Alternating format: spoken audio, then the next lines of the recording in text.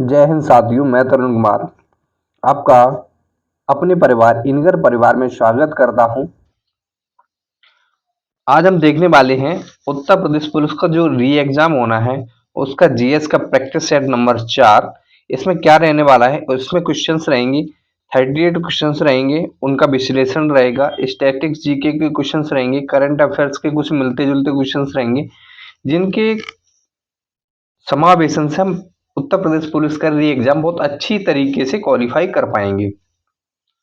तो ज़्यादा समय बर्बाद ना करते हुए चलते हैं क्लास की ओर। क्लास स्टार्ट करने से पहले आप लोगों से एक रिक्वेस्ट है, यदि आप हमारे परिवार में नए हैं तो चैनल को सब्सक्राइब कर लें और आप लोग हमें ज़रूर कमेंट करके बताया करिए कि आपको क्लास कैसी लग रही है, क्वेश्चंस किस लेवल के हैं, क्वेश्चंस में क्या बदलाव चाहिए, वो सारी चीज़ें हम करने की कोशिश करेंगे। तो चलिए शुरू करते हैं। अपना पहला प्रश्न है, दक्षिण भारत का मैनचेस्टर किसे कहा जाता है? तो दक्षिण भारत का मैनचेस्टर कहा जाता है, वो कहा जाता है तमिलनाडु के कोयम्बटूर शहर को। किसको? तमिलनाडु के कोयम्बटूर शहर को। आप लोगों को बताना है भारत का मानचेस्टर किसे कहा जाता है? भारत का मानचेस्टर कहा जाता है अहमदाबाद को। अहमदाबाद को, जो गुजरात में, कहां पर है? गुजरात में। कहां पर है? गुजरात में। ठीक है, आप लोगों को एक प्रश्न और यहां से बनता है, वो बनता है उत्तर भारत का मानचेस्टर किसे कहा जाता है? इसका जवाब आप लोगों को कमेंट बॉक्स में देना है। बढ़ते हैं अगले प्रश्न की ओर। कौन सा साहित्य संगम साहित्य के रूप में प्रसिद्ध है? कौन सा साहित्य संगम है जो साहित्य के रूप में प्रसिद्ध है? तो वह तमिलनाडु। कौन सा है? तमिलनाडु साहित्य, जो साहित्य के रूप में प्रसिद्ध है। पढ़ते हैं अगले प्रश्न की। जो अपना अगला प्रश्न है, प्राचीन प्राचीन भारत के महान प्राचीन भारत के महान व्याकरणविद पतंजलि किसके समकालीन थे? तो यह समकालीन थे पुष्यमित्र शुंग के। किसके? पुष्यमित्र शुंग के समकालीन थे। यह इनके गुरु थे। इनके गुरु थे पुष्यमित्र शुंग के गुरु कौन थे? वो थे पतंजलि। बढ़ते हैं अगले प्रश्न की ओर। जंग लगने पर जंग लगने पर जंग लगने पर लोह का भार जो लोह होता है, जो आयरन होता है, उस पे जंग लग जाती है तो उससे लोहे का भार क्या होता है? बढ़ता है या घटता है, या उसमें कोई परिवर्तन नहीं होता है? तो क्या होता है? लोह का भार बढ़ जाता है।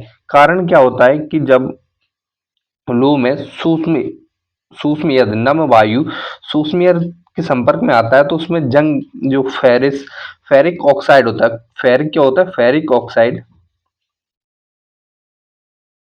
फेरिक ऑक्साइड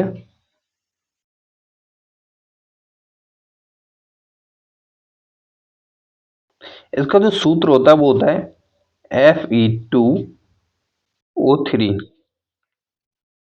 यह फेरिक ऑक्साइड का सूत्र होता है। जब इसके संपर्क में आता है तो एक भूरे रंग की परत चढ़ जाती है, जिसे हम जंग कहते हैं। क्या? जिसे हम जंग कहते हैं। और इससे क्या होता है कि वो धीमे धीमे धीमे धीमे जो वहां पे डस्ट पड़ी होती है, मिट्टी पड़ी होती है, वो भी उसमें चिपक जाती है, जिसके कारण वहां पर लोहे का भार बढ़ जाता है। क्या होता है? लोहे का भार बढ़ जाता है। तो आप लोगों को यहाँ से कुछ और पूछा जा सकता है कि जो जंग लगती है वो किसके कारण लगती है? तो वो लगती है सूक्ष्म एयर के कारण, मतलब जो नम वायु के संपर्क में आता है, जिसे हम फेरिक ऑक्साइड कहते हैं। बढ़ते हैं अगले प्रश्न की ओर। जो अपना अगला प्रश्न है, वह कर्क रेखा निम्न में से किन राज्यों से होकर गुजरती है? बहुत ही महत्वपूर्ण प्रश्न है। इस कर्क रेखा से संबंधित प्रश्न अवश्य एग्जाम में पूछा जाता है। तो इसका जो सही जवाब रहने वाला है वो क्या है? कर्क रेखा निम्नलिखित में से किन किन राज्यों से होकर गुजरती है? जो हमारी कर्क रेखा है वो कहाँ कहाँ से गुजरती है? वो गुजरती है गुजरात, गुजरात गुजरात, मध्य प्रदेश, राजस्थान, राजस्थान, राजस्थान, छत्तीसगढ़, छत्तीसगढ़, पश्चिम बंगाल, पश्चिम बंगाल, पश्चिम बंगाल, झारखंड, झारखंड, झारखंड, झारखंड, त्रिपुरा और मिजोरम। क्या? त्रिपुरा, और मिजोरम से होकर गुजरती है, लेकिन असम से होकर नहीं गुजरती है। क्या? असम से होकर नहीं गुजरती। अब तो इसका सही जवाब रहने वाला है वो असम को छोड़कर बाद बाकी के तीनों राज्य होंगे। क्या? बाद बाकी के तीनों राज्य होंगे, गुजरात, झारखंड, मिजोरम। ठीक है, तो आपका सही जवाब होगा वो होगा 1, 2, 4। 1, 2, 4 आपका सही जवाब है। बढ़ते हैं अगले प्रश्न की ओर।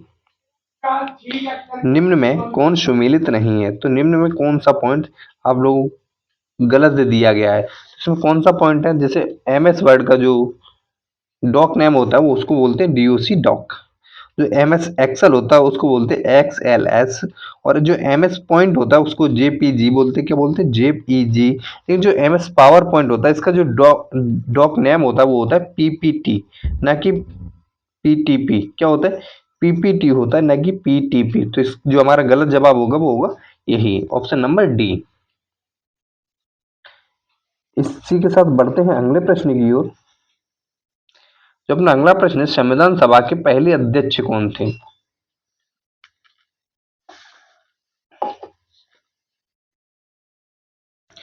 तो यहाँ से जो प्रश्न बन रहा है वो बन रहा है संविधान सभा के पहले अध्यक्ष कौन थे? तो पहले अध्यक्ष थे डॉक्टर सच्चिदानंद सिन्हा। कौन थे? डॉक्टर सच्चिदानंद सिन्हा, यह पहले अध्यक्ष थे। लेकिन यह एक अस्थायी अध्यक्ष थे। कैसे? अस्थायी।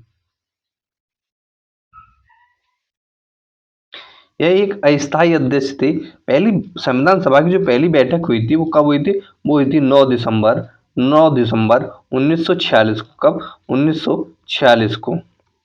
लेकिन जब दूसरी बैठक हुई थी 11 दिसंबर 11 दिसंबर 1946 को, जिसमें डॉक्टर राजेंद्र प्रसाद जी को संविधान सभा का स्थायी सभापति निर्वाचित किया गया था। स्थायी सभापति निर्वाचित किया गया था।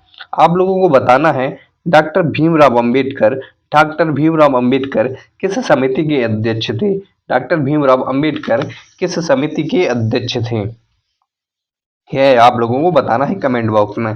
आपका अगला प्रश्न है, एक ही ग्रंथि जिसमें अंतःस्रावी और बाह्यस्रावी दोनों कार्य होते हैं वह कौन सी ग्रंथि है? शरीर में वह कौन सी ग्रंथि है जो अंतःस्रावी और बाह्यस्रावी दोनों कार्य करती है? तो बताइएगा जल्दी से, इसका सही जवाब क्या रहने वाला है? इसका सही जवाब क्या रहने वाला है? वो एक कौन सी ग्रंथि है जो अंतःस्रावी और बाह्यस्रावी दोनों का कार्य करती है?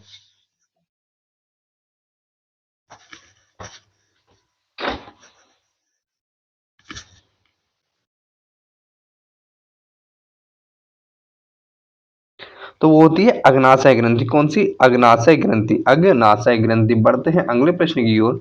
जो अपना अगला प्रश्न है वो है, भारतीय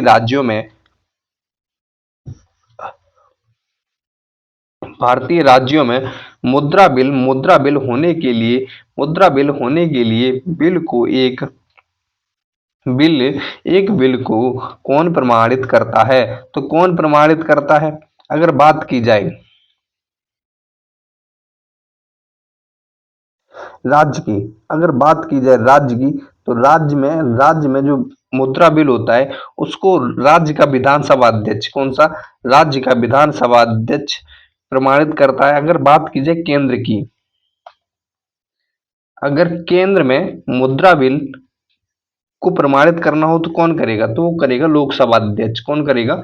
लोकसभा लोकसभा अध्यक्ष। ठीक है, बढ़ते हैं अगले प्रश्न की ओर।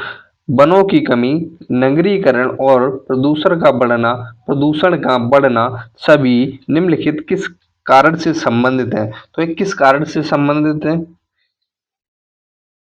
तो जो इसका सही कारण है वो है आबादी का बढ़ना। आबादी का बढ़ना।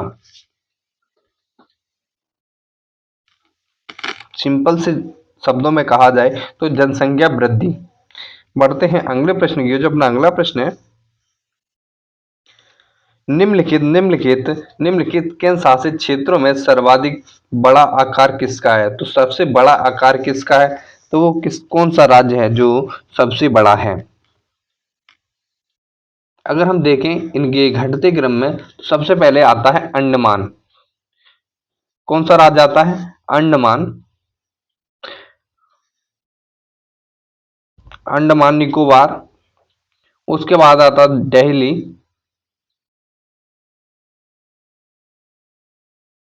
उसके बाद क्या आता है? उसके बाद आता है दादर नगर हवेली, दादरा नगर हवेली। उसके बाद आता है पांडिचेरी, क्या आता है? पांडिचेरी। उसके बाद आता है चंडीगढ़, चंडीगढ़ के बाद आता है दमन दीव, दमन दीव और लक्षद्वीप। तो जो आप इसमें जो सही जवाब रहने वाला है वो है क्या? वो है पांडिचेरी, पांडिचेरी। बढ़ते हैं अगले प्रश्न की ओर। जो अपना अगला प्रश्न है,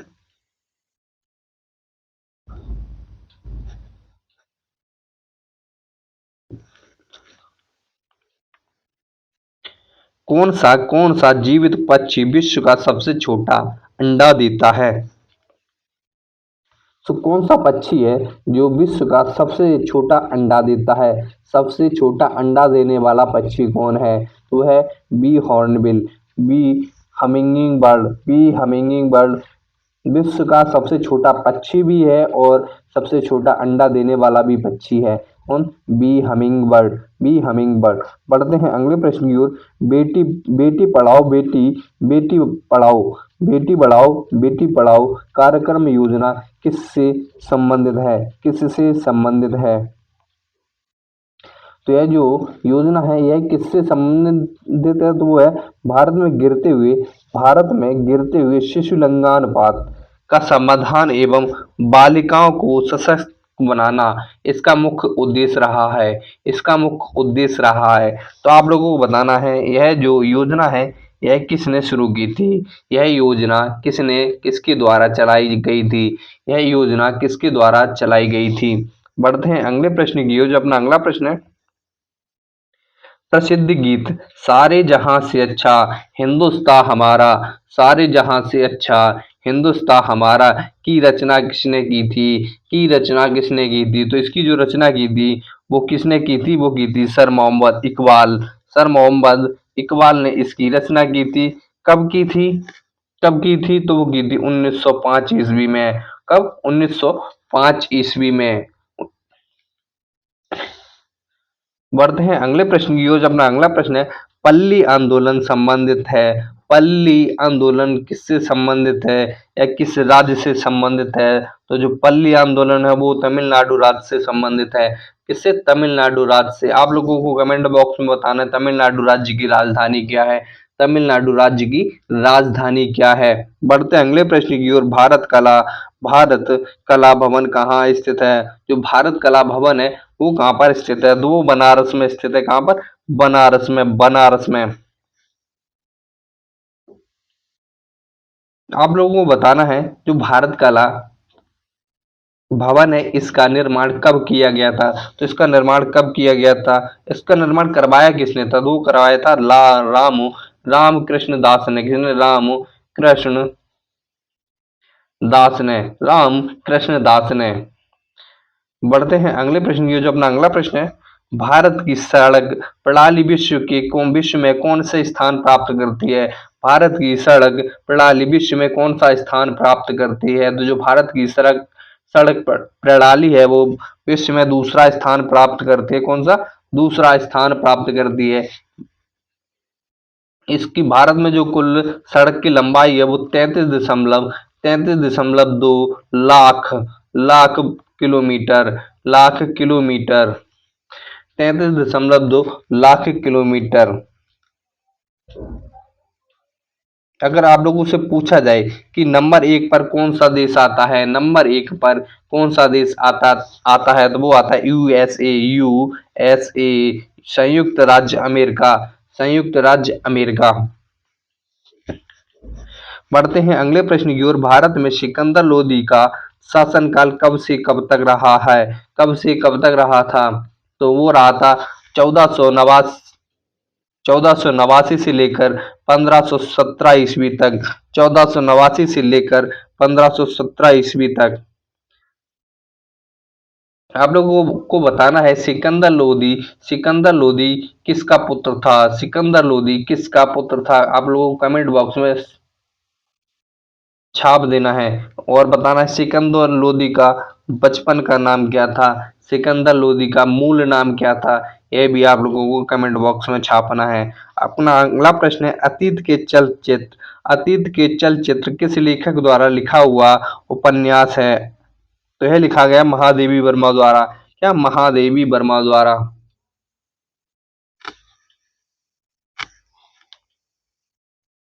बढ़ते हैं अगले प्रश्न की ओर।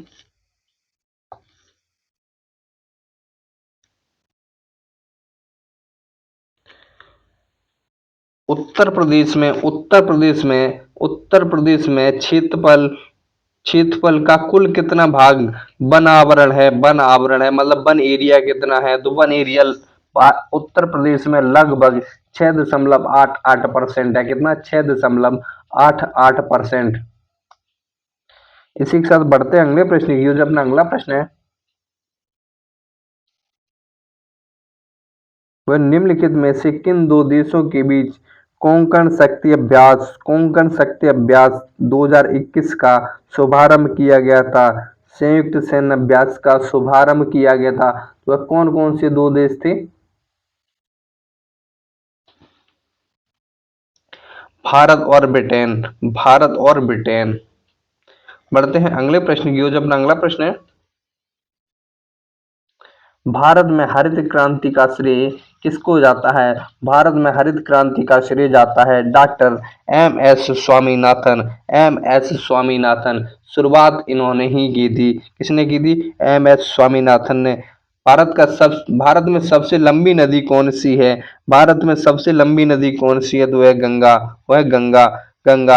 आप लोगों को बताना है गंगा कहाँ से निकलती है। गंगा गंगा कहाँ से निकलती है या गंगा का उद्गम स्थल कहाँ है। गंगा का उद्गम स्थल कहाँ है। इसी के साथ बढ़ते हैं अगले प्रश्न की ओर। अपना अगला प्रश्न है हाल ही में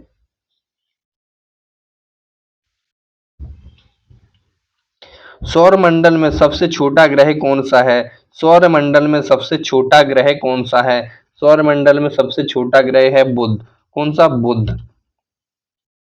सौरमंडल का सबसे छोटा ग्रह है बुध, जिसे हम मरकरी भी बोलते हैं। आप लोगों को बताना है सौरमंडल का जो सबसे छोटा ग्रह है इसके कितने उपग्रह हैं और अगर पूछा जाए ये कितने दिन में सूर्य की परिक्रमा कर लेता है। तो ये 88 दिन में सूर्य की परिक्रमा पूरी करता है। कितने, 88 दिन में सूर्य की परिक्रमा पूरी करता है। आप लोगों को बताना है कि इसके कितने उपग्रह हैं। किस पूर्व प्रधानमंत्री को शांति पुरुष मैन ऑफ द पीस के नाम से भी जाना जाता है। मैन ऑफ द पीस के नाम से भी जाना जाता है। तो वह है लाल बहादुर शास्त्री जी। शांति पुरुष के नाम से जाना जाता है लाल बहादुर शास्त्री जी को। अगर पूछा जाए चाचा नेहरू किसको कहते हैं। तो पंडित जवाहरलाल नेहरू जी को। इसी के साथ पढ़ते हैं अगले प्रश्न की ओर। विश्व में चावल उत्पादन में भारत का कौन सा स्थान है। तो विश्व में चावल उत्पादन में भारत का दूसरा स्थान है। भारत का दूसरा स्थान है। कि यदि चावल पूछा जाए या फिर गेहूं पूछा जाए, क्या गेहूं, तो भी भारत का दूसरा स्थान है। क्या, दूसरा स्थान है। चावल और गेहूं दोनों में चीन के बाद भारत का दूसरा स्थान है।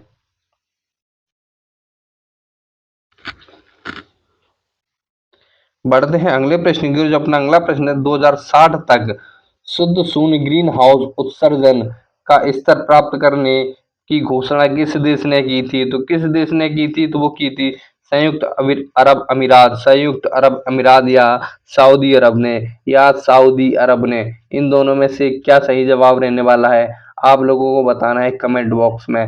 लेकिन यदि पूछा जाए शुद्ध शून्य में जो भारत की घोषणा थी वह क्या थी। तो वह थी 2070। 2070 तक का टारगेट लिया था। 2070 तक का टारगेट लिया था भारत ने। बढ़ते हैं अगले प्रश्न की ओर। निम्नलिखित में से किस क्रिकेट एसोसिएशन ने दुनिया के सबसे बड़े विकेट क्रिकेट बल्ले का अनावरण किया है। क्रिकेट बल्ले का अनावरण किया है। तो किसने किया है। तो वो किया है हैदराबाद ने। किसने? हैदराबाद ने। बढ़ते हैं अगले प्रश्न की ओर। जो अपना अगला प्रश्न है, उत्तर प्रदेश सरकार ने किस स्टेशन का नाम बदलकर अयोध्या कैंट रखने का निर्णय लिया है? तो कौन सा स्टेशन है? वो है फैजाबाद। कौन सा है? फैजाबाद। फैजाबाद का नाम बदलकर अयोध्या कैंट कर दिया गया है। पढ़ते हैं अगले प्रश्न की ओर। निम्नलिखित में से किस राज्य में भारत का पहला टेस्ट ट्यूब बन्नी भैंस का बछड़ा पैदा हुआ है? बन्नी भैंस का बछड़ा पैदा हुआ है। तो कौन सा राज्य है? वो है गुजरात राज्य। गुजरात राज्य। बढ़ते हैं अगले प्रश्न की ओर। जो अपना अगला प्रश्न है,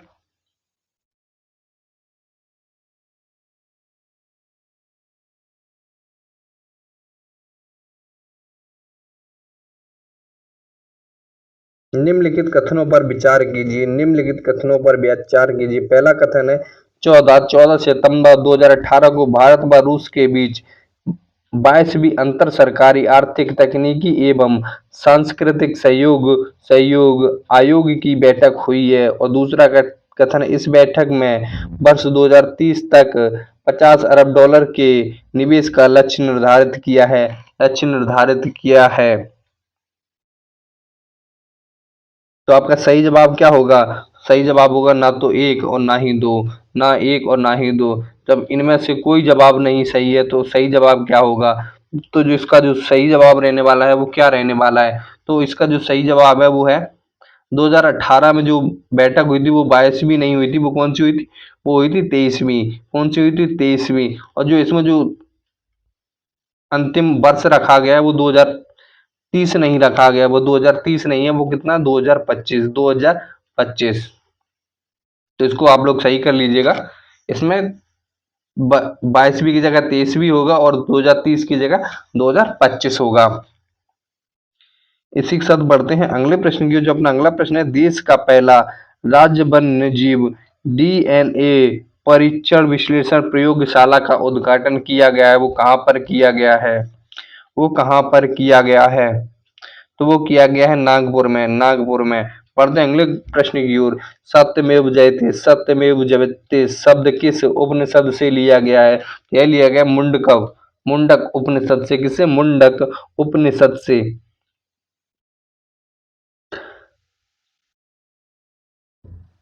आप लोगों को बताना सत्यमेव जयते का अर्थ क्या होता है। सत्यमेव जयते का अर्थ क्या होता है? कमेंट बॉक्स में छाप देना है सत्यमेव जयते का अर्थ क्या होता है। इसी के साथ बढ़ते हैं अगले प्रश्न की ओर।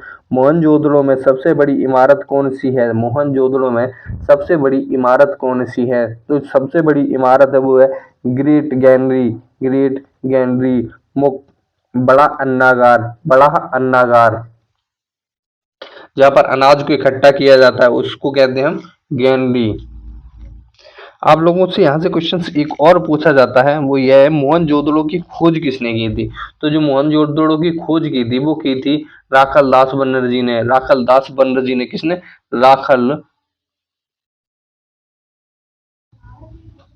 राखल दास बनर्जी ने। कब की थी? 1922 ईस्वी में। 1922 ईस्वी में। आप लोगों को यहाँ एक क्वेश्चन और बताना है, हड़प्पा सभ्यता की खोज किसने की थी? हड़प्पा सभ्यता की खोज किसने की थी और कब की थी यह भी बता देना है। कब की थी यह भी बता देना है। पढ़ते हैं अगले प्रश्न की ओर। जो अपना अगला प्रश्न है, भारत भारत भारत की संविधान सभा की प्रारूप समिति के अध्यक्ष कौन थे? संविधान सभा की प्रारूप समिति के अध्यक्ष कौन थे? वो थे doctor B R Ambedkar. Doctor B R Ambedkar. आप लोगों को बताना है संविधान सभा की जो प्रारूप समिति थी इसकी स्थापना कब हुई थी? इसकी स्थापना कब हुई थी और इसमें कुल कितने सदस्य थे? और इसमें कुल कितने सदस्य थे यह भी एग्जाम में पूछ लिया जाता है। इसकी स्थापना दिवस पूछ लिया जाता है और इसमें कुल कितने सदस्य थे यह भी एग्जाम में पूछ लिया जाता है। इसी के साथ बढ़ते हैं अगले प्रश्न की ओर। निम्नलिखित में से किसने आयुष्मान भारत स्वास्थ्य अवसंरचना मिशन शुरू किया है? तो वो किया तात्कालिक प्रधानमंत्री नरेंद्र मोदी जी ने। तात्कालिक प्रधानमंत्री नरेंद्र मोदी जी ने। आप लोगों को बताना इसकी इसकी जो स्थापना शुरुआत हुई थी वह कहाँ से हुई थी? वह इसकी जो शुरुआत हुई थी, शुभारंभ किया गया था, वो कहाँ से किया गया था? यह चीज आप लोगों को कमेंट बॉक्स में छापना है। बढ़ते हैं अगले प्रश्न की ओर। अगला और अंतिम प्रश्न है, तारामंडल में जो सप्तऋषि नाम से पश्चिम निवासी किस नाम से जानते हैं? जो पश्चिमी निवासी हैं सप्तऋषि को किस नाम से पुकारते हैं? तो किस नाम से पुकारते हैं? तो वो पुकारते हैं बिग डिम्पर, बिग डिम्पर, बिग डिम्पर। बिग डिम्पर का शुद्ध अर्थ क्या होता है? शुद्ध अर्थ या हिंदी अर्थ क्या होता है? यह चीज आप लोगों को कमेंट बॉक्स में बतानी है। इस वीडियो में इतना ही, मिलते हैं अगली वीडियो में, अगले क्लास में। तब तक के लिए जय हिंद। और वीडियो आप लोगों को कैसी लगी कमेंट बॉक्स में छाप दीजिएगा। और यदि आप हमारे चैनल पर नए आए हैं तो चैनल को सब्सक्राइब जरूर कर लीजिए।